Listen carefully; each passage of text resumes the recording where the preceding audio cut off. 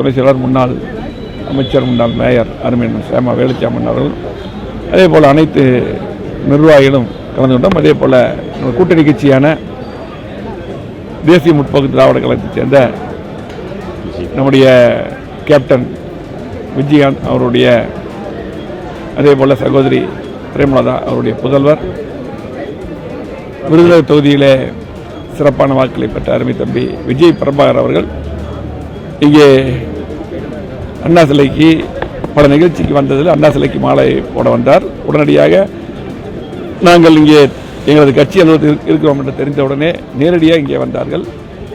ஆகவே நம்முடைய எடப்பாடியார் தலைமையில் நாடாளுமன்றத்தில் ஒரு சிறந்த கூட்டணியாக இணைந்து பணியாற்றிய தேசிய முற்போக்கு திராவிட கழகத்தை சேர்ந்த நண்பர்களும் வந்திருந்தார்கள். ஆகவே இணைந்து இங்கே பெருஞ்சர் பிறந்த அண்ணா அவர்களுக்கு மாலை அணிவித்தோம். ஆகவே அண்ணா பிறந்த நாளில் கண்டிப்பாக வருகின்ற சட்டமன்ற தேர்தலில் அதிகமான தொகுதிகளை கிட்டத்தட்ட 200 தொகுதிக்கு மேல் வெற்றி பெற்று இன்றைக்கு திராவிட முன்னேற்ற கழக ஆட்சியிலே கோவை மாவட்டத்தில் எந்த திட்டம் வரவில்லை. இன்றைக்கு மக்கள் சட்டமன்ற தேர்தலை எதிர்பார்த்து கொண்டிருக்கிறார்கள்.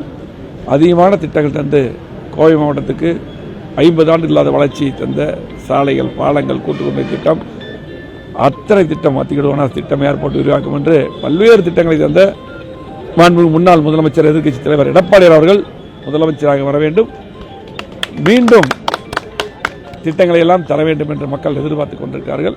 இந்த பிறந்த நாளிலே சபதமேற்று எடப்பாடியார் அவர்களை முதலமைச்சராக ஆக்குவோம் என்பதை தெரிவித்து, இன்றைக்கு இங்கே நம்முடைய அருகில் இருக்கக்கூடிய கேரளா மாநிலத்தில், அது மட்டுமல்ல கோவை மாவட்டத்தில் அதிகமாக நம்முடைய மக்கள், நிறைய கேரள மக்கள் அதிகமாக வசிக்கிறார்கள். சகோதரர்கள் போல இன்றைக்கு சிறப்பான முறையில் என்றைக்கும் அதிமுகவுக்கும் புரட்சித்தலைவர் எம்ஜிஆர் காலத்திலும் எங்களுக்கு ஆதரவு தந்து கொண்டிருக்கிறார்கள். இன்றைக்கு ஓணம் பண்டிகை சிறப்பான முறையில் கொண்டாடப்படுகிறது. ஆகவே இங்கே இருக்கக்கூடிய அத்தனை மக்களுக்கும் ஓணம் வாழ்த்துக்களை அதிமுக சார்பாக, எடப்பாடியார் சார்பாக, எங்களின் சார்பாக தெரிவித்துக் கொள்கிறோம். நன்றி, வணக்கம்.